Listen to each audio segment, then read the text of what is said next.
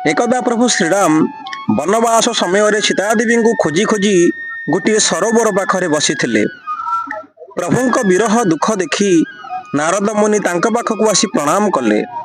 प्रभु नारद मुनि को निज हृदय लगाई दे कुशल वार्ता पचारिले। नारद देखिले प्रभुंक मुखरे आनंद लहरी खेलुछि। से विनय करी कहिले, हे रघुनाथ, आपण हेउछंती सुंदर अगम और सुगम वरदायक। हे स्वामी, यद्यपि आपण अंतर्यामी होइथिबारु सब जानती, तथापि मु गोटिए वर मागुछि, ताहा प्रदान करंतु। प्रभु कहिले, हे मुनि, तुमे तो मोर स्वभाव जान, मु कौन केबे मो भक्त ठारू किछि लुचाई रखे।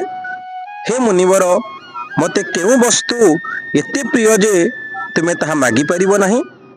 विश्वास कर, मोर कौनसी वस्तु भक्तंक निमंते अदेय नुहे। यही विश्वास भूल रे भी छाड़ नाही।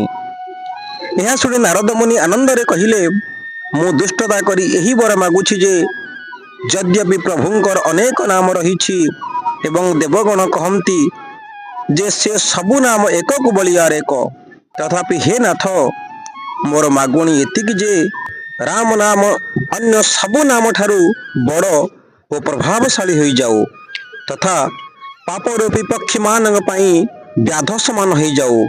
आपणक भक्त रूपी पूर्णिमा रात्रि रे भक्त मान हृदय रूपी निर्मल आकाश रे राम नाम पूर्ण चंद्र हो जाऊ एवं अन्य सबु नाम तारा हो निवास करू। कृपा सागर श्री रघुनाथ एवं मस्तु बोली कहिले। नारद अत्यंत हर्षित होई प्रभुंक चरण रे मथानत कले। जय श्री राम।